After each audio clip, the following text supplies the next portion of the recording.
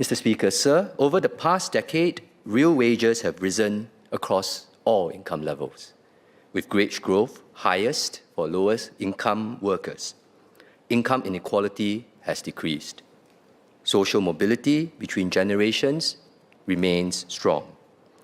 These outcomes reflect sustained policies to uplift lower income workers and to foster inclusive growth, supported by a progressive system of taxes and transfers. Most countries face challenges in measuring wealth inequality accurately. Certain assets, such as unlisted businesses, private equity, and overseas assets, are inherently difficult to track and value. Financial confidentiality provisions further constrain data collection. We have made our best effort by combining survey data from the Household Expenditure Survey with administrative records.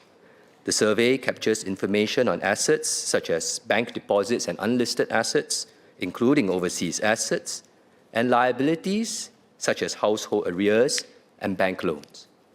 We augment this with administrative data on properties, CPF accounts, Singapore savings bonds, shares and securities held in central depository accounts and the CPF Investment Scheme Special Account, life insurance policies, balances in the post-secondary education account and EduSave accounts, and HDB-administered loans.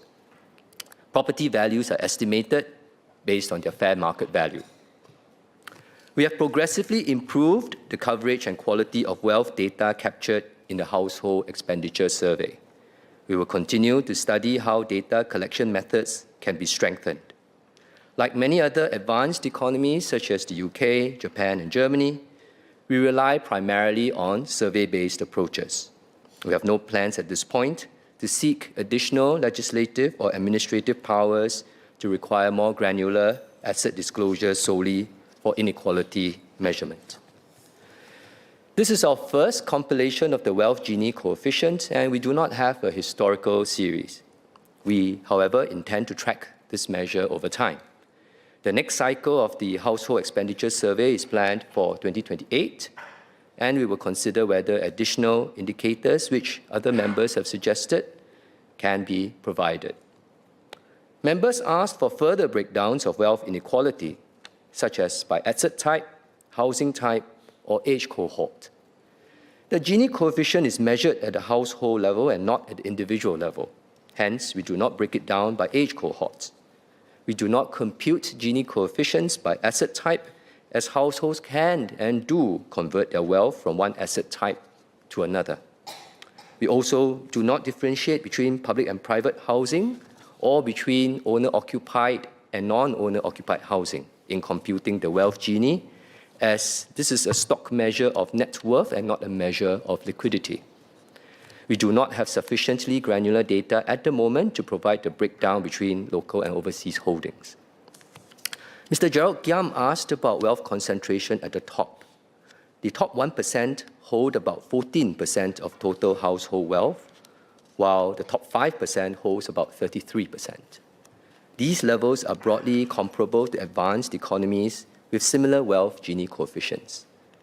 However, these estimates should be interpreted with caution due to sample size limitations and potential underreporting in survey responses at both ends of the distribution. Wealth inequality is higher than income inequality in all advanced economies, as wealth accumulates over the life cycle.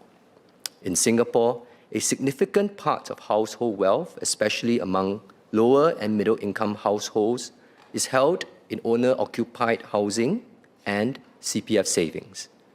Our housing and CPF policies have enabled many Singaporeans to build their assets over time. This broad-based asset ownership helps to moderate inequality while strengthening long-term security and social stability. Mr. Yip and Mr. Giam asked whether we have considered other forms of wealth taxes beyond property tax. Our approach is to tax wealth in ways that are less susceptible to cross-border movement and tax planning while preserving competitiveness. And this is why we focus on less mobile assets like property and motor vehicles. These taxes are progressive, with higher value assets taxed at higher rates. We are mindful of intergenerational balance. Let me try that again. We are mindful of intergenerational balance. Younger households who are accumulating assets should not be unduly burdened. At the same time, higher value property owners should contribute more. For asset-rich but income-poor seniors, we provide deferral mechanisms for property tax payments to ease cash flow pressures. We fully agree with Ms. Mariam Jaafar on the need to sustain upward social mobility for current and future cohorts. Our strategy is to intervene early, provide support through life, and ensure wage progression.